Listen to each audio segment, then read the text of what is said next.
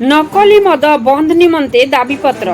Golamunda block खमार हल्दी पंचायत रे दिनकु दिन नकली जरी मद कारबार द्रुत गति बढ़िबारे लागिछि। खमार हल्दी ठारे लाइसेंस प्राप्त देशी मद दुकान रहिथिबा बेले भाटी मालिक नकली जरी मद तैयारी करी गाँ गाँ रे साग माछ भली कोचिया रखी नकली जरी मद बिकुथिबार पंचायतवासी अभियोग करछन्ति। फल छोट छुआठू वृद्ध पर्यंत एहारी संस्पर्श रे आसी धनजीवन नष्ट करने सह प्रत्येक घरे कलह लगी रही।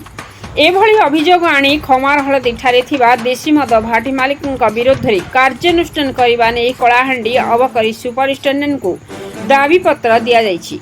मद पाउच रे तैयारी बेले मासे 2 मास पूर्वर मैन्युफैक्चर टैड पकई बिक्री करुवा बेले एथिरे विषाक्त कीट अलिया पाउच भितर रही देखा मिली।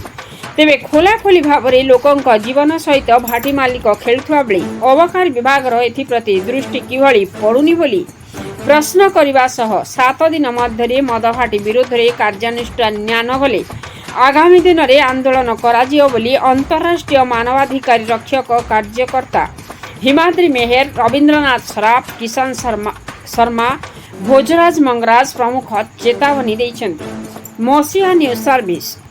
आपण मसीहा न्यूज रो यूट्यूब चैनल को सब्सक्राइब कलेनी कि जदि करिनाहंती एबे करनियंतु। एहा सह मसीहा न्यूज रो फेसबुक और ट्विटर पेज को लाइक और फॉलो करंतु। ता सह मसीहा न्यूज ऐप आसीगलानी निज मोबाइल प्ले स्टोर डाउनलोड कर नियंतु। जय जगन्नाथ।